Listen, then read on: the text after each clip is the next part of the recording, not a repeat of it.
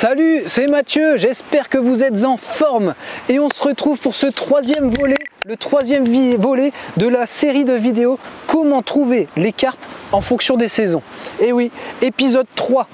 C'est la 278e vidéo sur cette chaîne de pêche, donc merci de continuer de partager Fishing Pams autour de vous. Nous avons vu une vidéo générale au mois d'avril où je vous ai fait la première vidéo comment trouver les poissons, les carpes pardon, en fonction des saisons. Et je vous ai dit qu'on allait sûrement se faire une série comment trouver les carpes en fonction de chacune de ces saisons. Et l'idée, c'est ce qui s'est fait donc il y a 3 mois jour pour jour. On a fait comment trouver les carpes en fonction de l'automne. Cette vidéo est juste là, je vous invite à la voir et à la consulter si ce n'est pas encore fait. Évidemment, au fur et à mesure de cette vidéo, vous allez avoir accès à l'intégralité de cette série de vidéos. On commence, et pour ceux d'entre vous qui ne connaissent pas encore le principe de cette série, comment trouver les carpes en fonction des saisons, avec une généralisation et quelques exemples sur un étang type. Où là par exemple on a cet étang qui a été représenté parce que la notion d'hiver dans cette vidéo je vais vous la transmettre par rapport à cet étang, à vous de la retranscrire et de l'imaginer sur vos lieux de pêche. Et on fait ça en fonction de 3 grandes catégories. Une approche naturelle, en parlant de température, des réserves des poissons, du milieu environnement aussi qui va agir sur les poissons, où trouver la bouffe, donc l'alimentation lors de cette période pour les carpes, et on finit par une approche de la pêche ciblée vraiment sur cette période. Et le petit mot, le bilan, où on fait en fait comment ça marche pour cibler les carpes en hiver. Je vous laisse deviner et chercher en 6 lettres. Pendant 17 années, j'avais plein de rêves. Il m'a fallu 21 années de plus avant que je bouge mon cul. Bienvenue sur Pams pour apprendre, partager.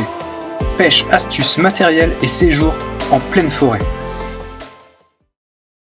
On finit notre approche naturelle avec comment trouver les carpes en hiver d'un point de vue réserve. La réserve, c'est les réserves énergétiques que vont se développer et se créer les carpes tout au long de l'année. Je vous ai abordé cette notion de réserve et d'intensité de réserve lipidique ou de stock énergétique qui vont être soit réutilisés pour combattre un hiver très long et très froid, donc pour leur donner une capacité et leur énergie pour survivre, mais aussi dans la foulée avec des notions de capacité pour les femelles à produire et à mettre en place pour leurs ovocytes une bonne capacité pour avoir des œufs de qualité pour la saison de reproduction à venir. Ça, sur les femelles, c'est intéressant. Donc les carpes vont avoir, et c'est pour ça qu'en automne, je vous ai insisté sur le fait où c'est le moment où on peut se permettre d'amorcer le plus de l'année en termes de quantité. Bien sûr, il faut connaître le cheptel, le stock, les caractéristiques du cheptel et puis vos poissons que vous ciblez. Mais s'il y a un moment dans l'année, sur les 4 saisons, à amorcer un peu plus, c'était l'automne. Et s'il y a un moment dans l'année à amorcer le moins, c'est l'hiver, vous avez compris, parce qu'elles vont très peu s'alimenter. Donc, on a cette notion de réserve propre à chaque poisson qui a été construite été, mais surtout automne, et qui est intéressante à comprendre l'hiver.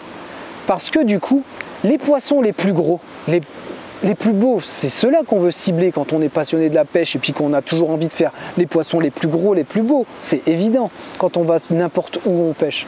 Eh bien, ce n'est pas forcément les poissons qui ont besoin de s'alimenter l'hiver. Et là, il y a un double enjeu. Et par contre, la notion de feuille, celle-là, elle est ultra importante.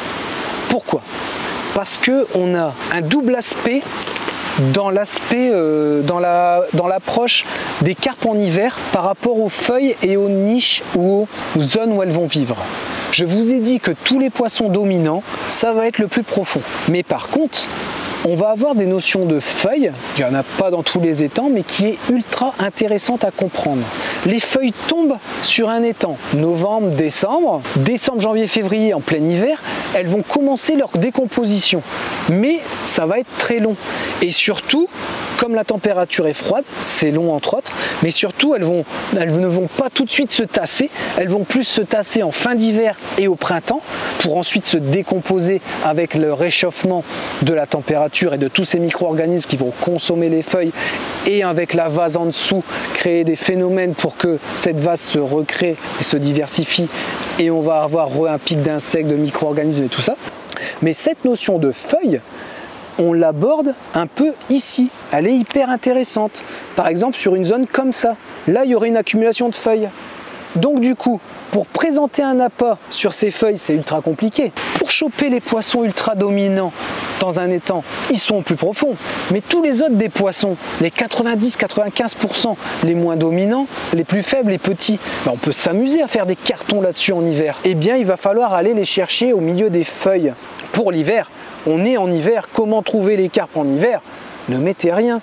Je voulais aborder. On a vu ça dans l'approche naturelle, dans l'approche de la bouffe, la pop-up toute seule, la petite bouillette toute seule, éventuellement le petit dip, éventuellement une couleur claire pour distinguer. Le ver de terre, c'est largement suffisant, rien d'autre. Vous devez, et votre mission n'est pas de présenter ou de trouver le meilleur appât ou d'amorcer le plus. C'est pas ça qui va marcher l'hiver. Ce qui va marcher l'hiver, c'est présenter une seule chose le plus près possible de ce poisson, parce qu'ils vont peu se déplacer. Si vous avez votre appât proche du poisson, c'est la même notion à savoir qui est intéressante en termes de pêche au cou.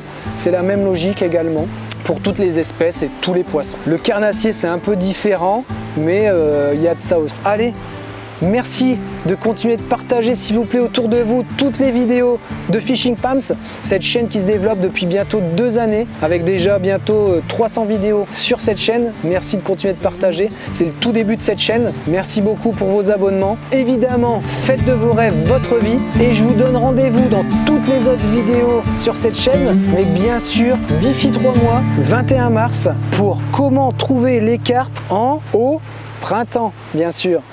Allez, faites de vos rêves votre vie. Salut!